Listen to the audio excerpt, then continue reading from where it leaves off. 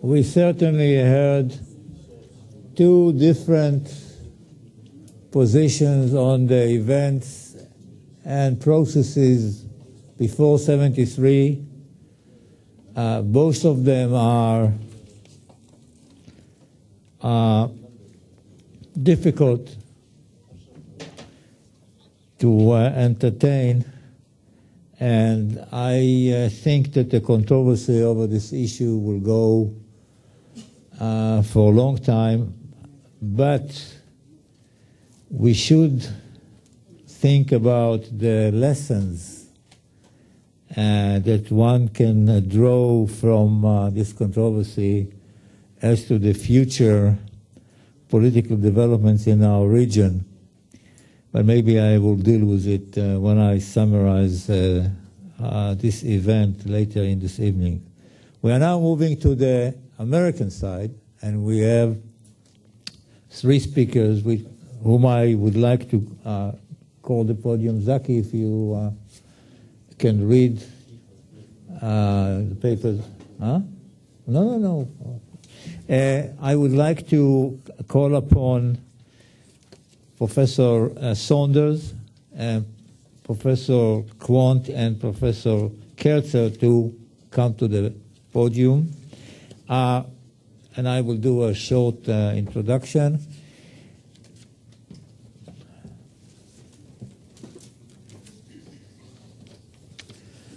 Harold, or as he is known to everyone, is Hal Saunders, is now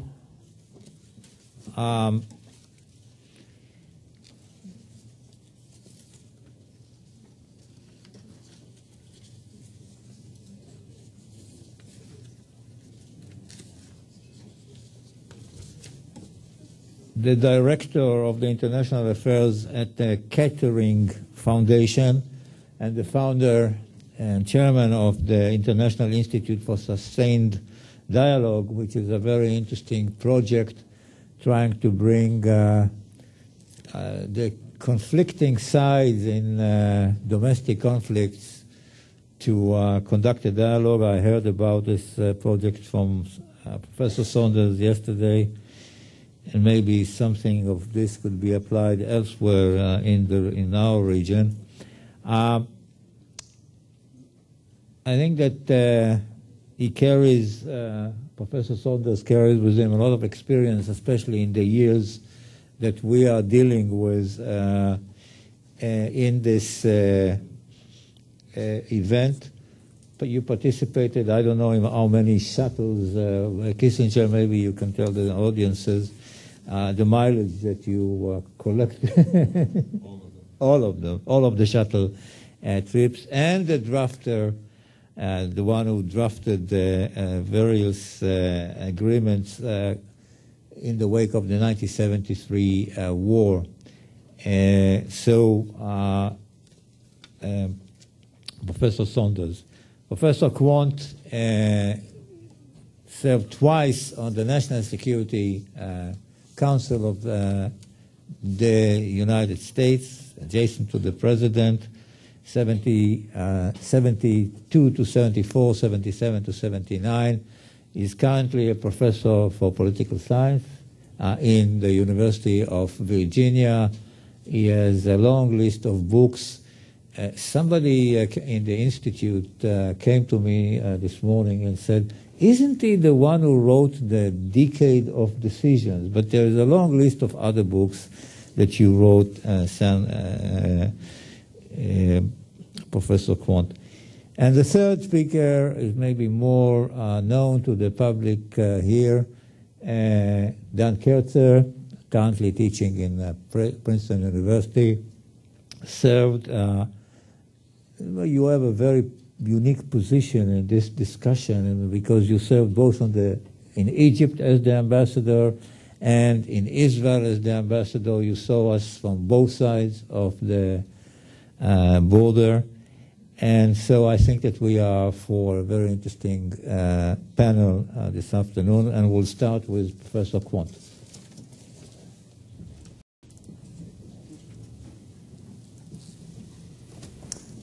thank you very much, Ambassador Iran, and thank you very much for inviting me to the conference. By chance, during the October War, I briefly occupied the position of acting director of the Middle East office on the National Security Council. In fact, I took on that role in unusual circumstances on October 5th. And I remember the sense that all of a sudden I needed to look very carefully at what was happening, because it looked to me, as I was all of 32 or 33 years old and a little new to the business of advising presidents and national security advisors on what to do in the face of an impending war, but it looked to me as if something was about to explode in the Middle East. And I remember calling around to the various intelligence agencies and saying, what do you make of such and such a bit of evidence? And they would say, don't worry, we're watching it.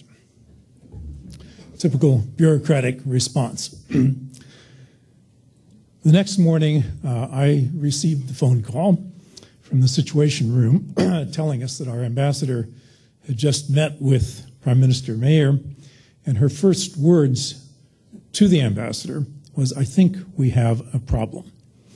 And she said, if this is based on a misunderstanding that we Israelis are about to preempt, please, in the hours that remain, try to reassure the Egyptians and Syrians that that is not the case. This is what Yigal Kipnis was referring to about, we will not preempt. Do what you can to stop the war if it can be stopped.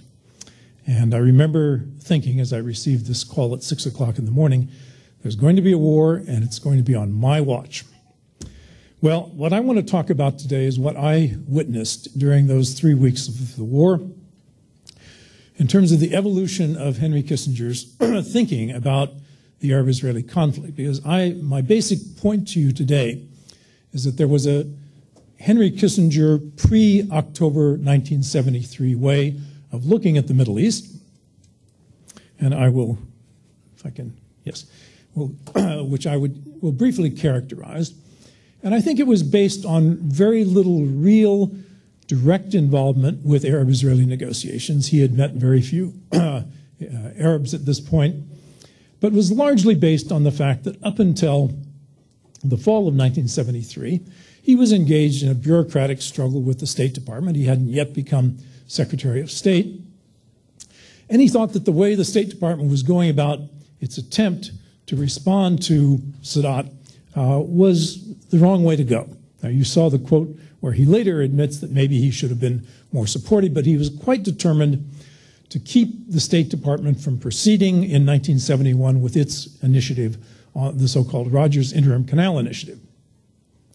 And he was still looking at the Middle East very much through a U.S.-Soviet perspective, which he never really stopped doing. But this was, to him, the fact that the Soviet Union was a major backer of Sadat almost automatically meant that Sadat is not worth an awful lot of time and attention until he begins to distance himself from the Soviet Union.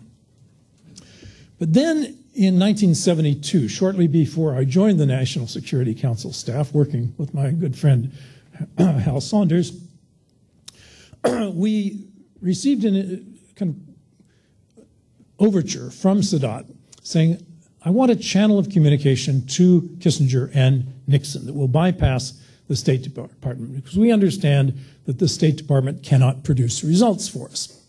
So in the spring, and more intensely after the summer when Sadat expelled the Soviet advisors, most of them from Egypt, messages started flowing in this channel, and they were intriguing simply because the initiative had come from the Egyptian side, but they were also inconclusive. Kissinger didn't quite know what to make of them, and we were in the midst of an election year. So Nixon, whose inclination was to try to do something about the Arab-Israeli conflict, was not eager to do anything in 1972. We had reached this understanding with the Israelis at the end of 1971 not to do anything dramatic over the next couple of years. And yet, by the end of 1972, when the elections were over, Kissinger, and probably prodded by Nixon, felt there was some need to begin to respond to the Egyptians. We couldn't just say nothing. And so I just have a couple of quotes from this period that I think are interesting about both Nixon and his view of Kissinger.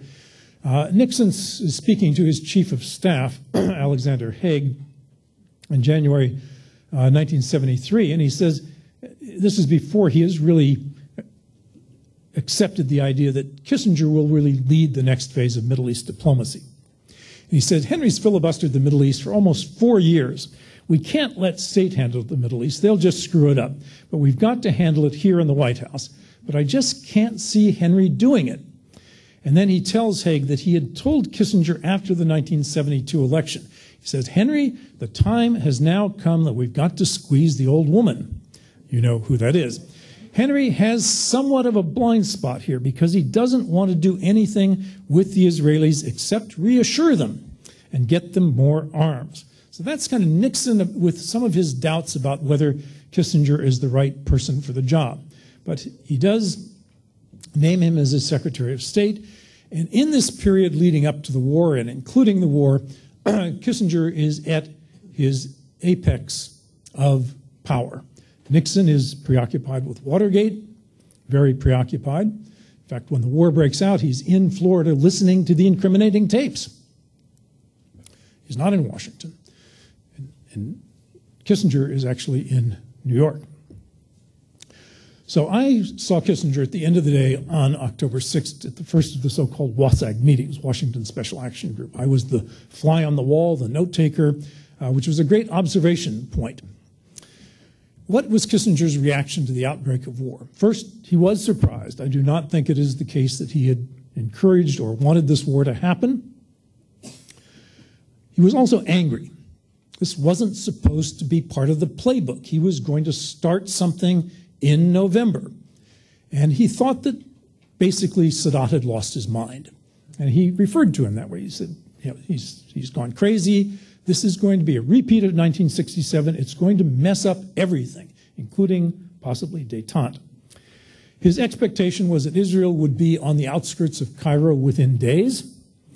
But his other instinct was, we have to make sure this doesn't become a U.S.-Soviet issue. So one of the first people he calls is Dobrynin, the Soviet ambassador in Washington. There were two people who could call Kissinger at any time and get through without a secretary intercepting the call.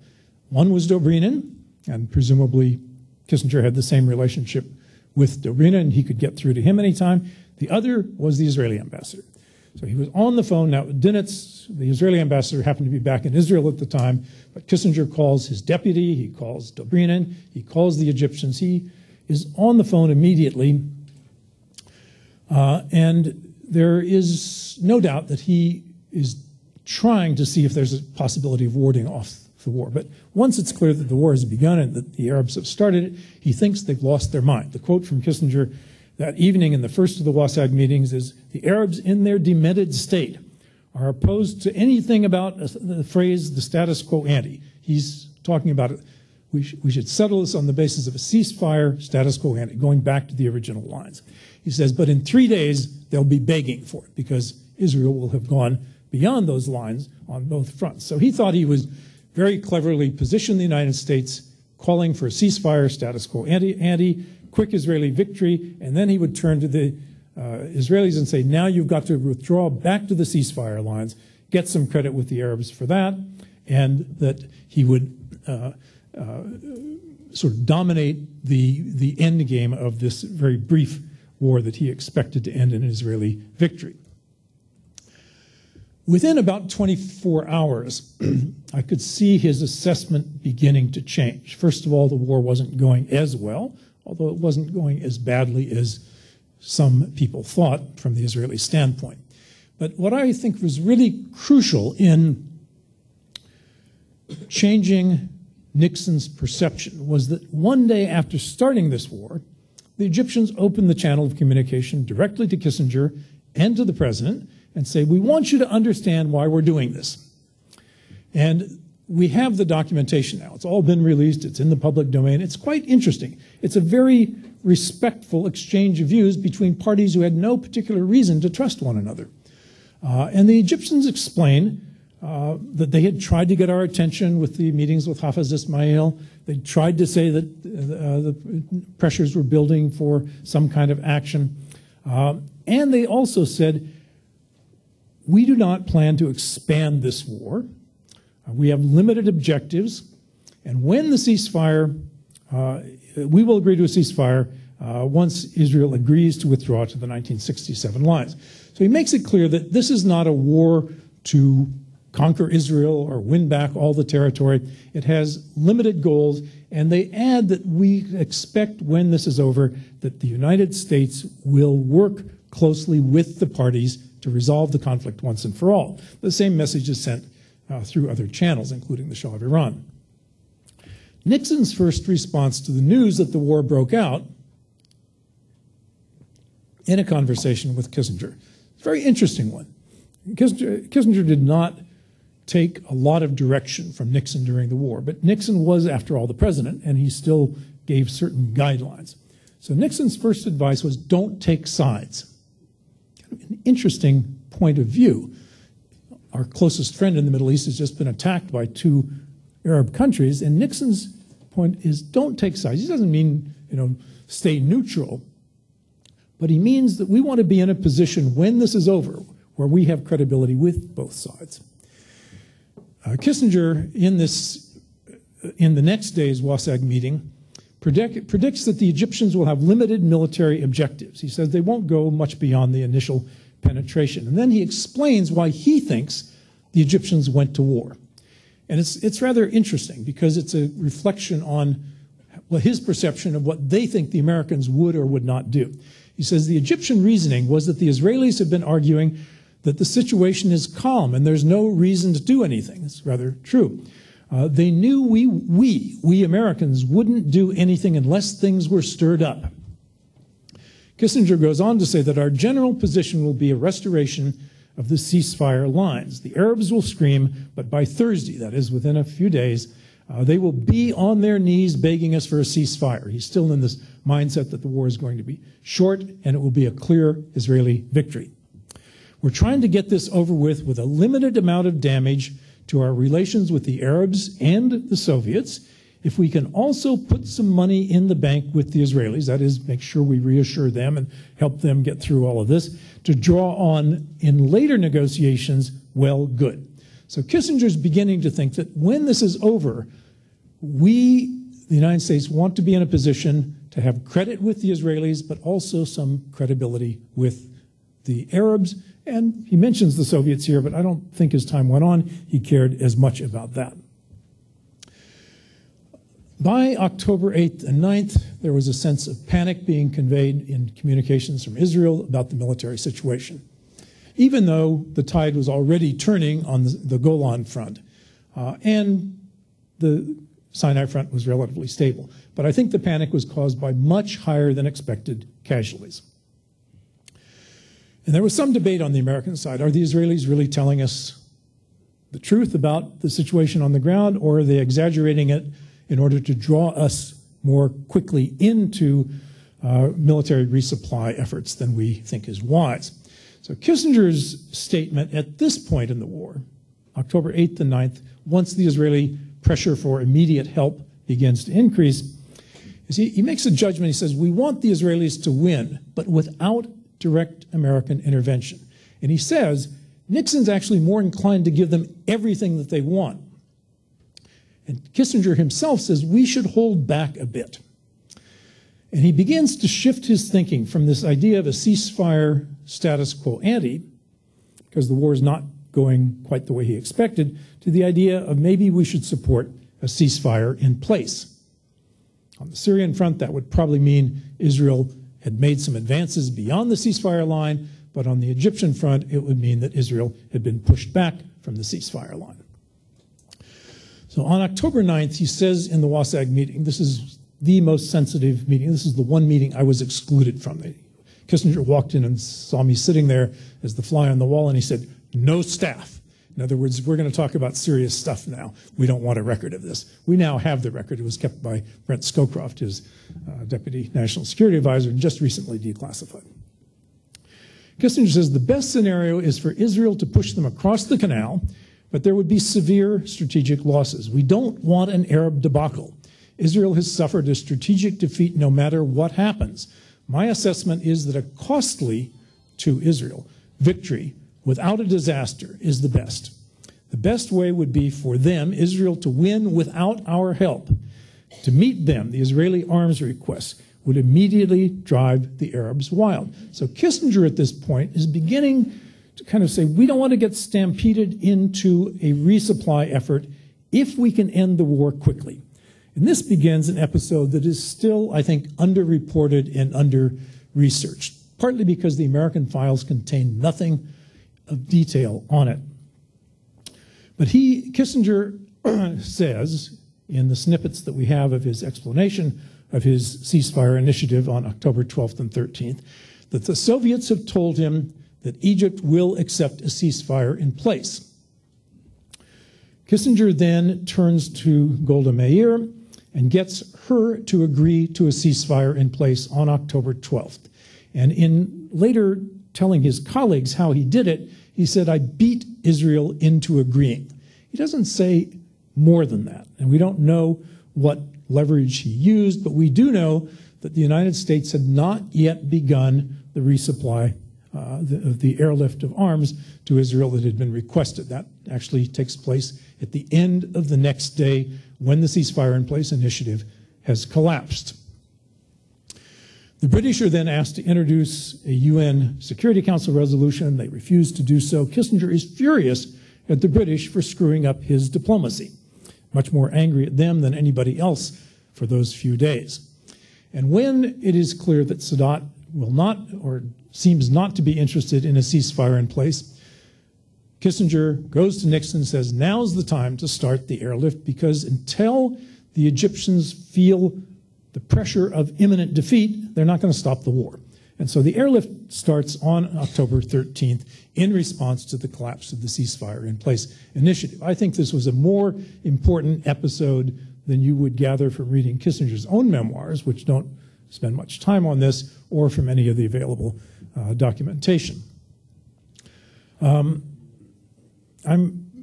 The slides are available to anybody who wants them later. I'm going to skip over the direct quotes just in the interest of time here, because I want to get to the end game.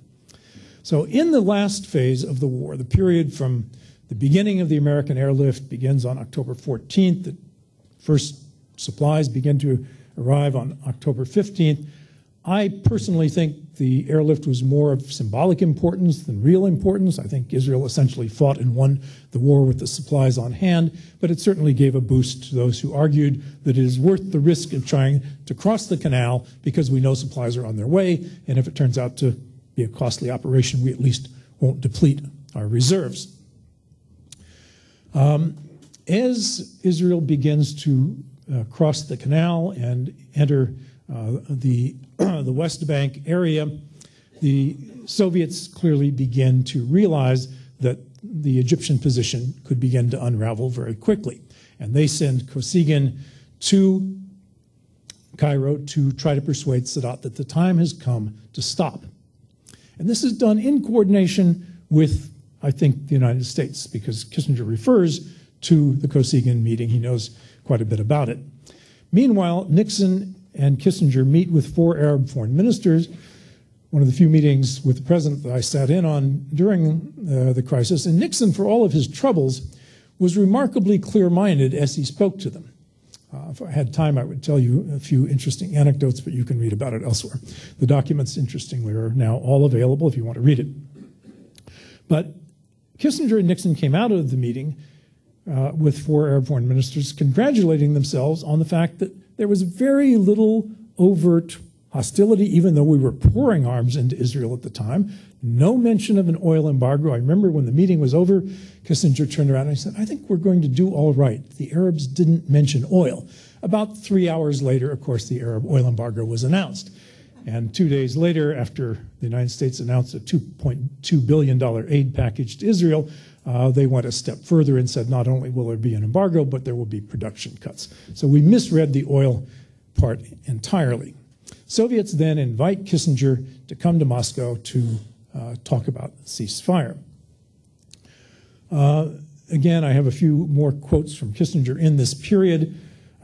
about what he expects, but he does think that now the Israelis need to advance their offensive to persuade Sadat that the time has come to end the war. But he adds on October 16th, the Egyptians have been very restrained. That is in their rhetoric and what they've been saying. And Kissinger acknowledges that the Soviets are being helpful in trying to bring the war to an end. He still believes that détente can work. The Endgame is a real challenge to détente, to what diplomacy can achieve, and it was a dramatic moment to go through. Kissinger flew off to Moscow. There were some issues about how much authority he had, but he ends up negotiating. He wants to give the Israelis a little more time, but not too much. So this time, he's trying to do something that's very difficult in the midst of military operations that you're not in control of. He's trying to have the war end in a way that will set up the future diplomacy. So he gets the Soviets he and the Soviets agree on UN Resolution 338, calls for negotiations vaguely linked to UN Resolution 242, and says on October 22nd, the fighting should stop. He then stops off in Tel Aviv to see Golda Meir, who is not at all happy, despite the fact that the United States has been sending arms and all the rest. She's angry that she's going to be deprived of her glorious victory because she senses that in a couple more days they can surround the Egyptian Second and Third Armies and destroy them if they choose to, or at least isolate them and have a clear victory. Kissinger is not thrilled with the idea of giving the Israelis a blank check to do that. He's just agreed with the Russians on a ceasefire. But he says, and this is in the documents, if while I'm flying home something happens, there won't be any complaints from Washington, because I won't be there. So it's kind of a wink that you've got a little bit more time, but not much. The Soviets go crazy when they see that Kissinger's been in Israel, and then Israel accelerates its military operations on the ground rather than stopping. And they accuse him of bad faith, and we go through the crisis of Sadat panicking, calling for joint intervention by the Soviet Union and the United States, the co-sponsors of the UN resolution that has just been passed. He calls for them to intervene to enforce the resolution. Kissinger says, and the Soviets say, we're ready to do it. We'll do it jointly with you. And Kissinger says, no deal. No Soviet intervention, no U.S. intervention is a really bad idea. And the fighting goes on, and finally Brezhnev comes in with his belligerent response and says, if you won't join us, we will go alone, including, if necessary, militarily. And that happens, if my memory is correct, on October 24th. Nixon is not in a condition to call a National Security Council meeting, so Kissinger calls one in the president's absence. Won't speculate on what was wrong with the president, but he was under a little pressure these days. And Kissinger and his immediate advisors decide that a Stage 3 nuclear alert should be called simply to get the attention of, first and foremost, the Soviets, so they don't miscalculate and think, well, maybe we can just send a little force and the Americans won't react. Kissinger later called it a deliberate overreaction, but it was a big deal. It meant that American forces all over the world were put on a very high level of alert. And there was a very brief moment, maybe 12 hours or so on the 25th, when we thought that maybe Soviet forces were on their way to Egypt. Very quickly, we realized this wasn't the case. And finally, the fighting stopped. It included some fairly harsh words between the United States and Israel about the need genuinely to stop and not to cut off the last lifeline that kept the Third Egyptian Army Corps alive. Kissinger breathes a great sigh of relief when the fighting comes to an end. He immediately, in communications with Sadat, says, I'm prepared now to come and do what I've always said I would do, and I'll start by coming to see you. On the 24th, Kissinger says, I think Egypt is looking for a way to solve the Israeli security concerns. The problem is to reconcile Israel's security and Egypt's sovereignty. This is the formula he's been playing with since his talks with Hafiz Ismail. And he says we have got to have a settlement within the next year. Kissinger then goes on to compliment himself. He is now Secretary of State and National Security Advisor. Very bizarre. He would occasionally send himself memos from the Secretary of State to the National Security Advisor, and then the National Security Advisor would write a memo to the President criticizing the memo from the Secretary of State. Hal and I would write those and had considerable fun doing so. But Kissinger said, I think this was the best managed crisis ever. And he ends up using a phrase that I actually was not familiar with. And English is my native language, not his, but he says, I think we're in the catbird seat. So I wrote it down. I thought, I think I know what he means. We're in the position where we are dominating the scene. And in many ways, he was right. And that set the stage for what I think Hal Saunders is going to tell you about what we did with this unique position of political influence with Egypt, with Israel. Relationship with the Soviet Union was no doubt damaged by the crisis, but it was still intact. Thank you very much.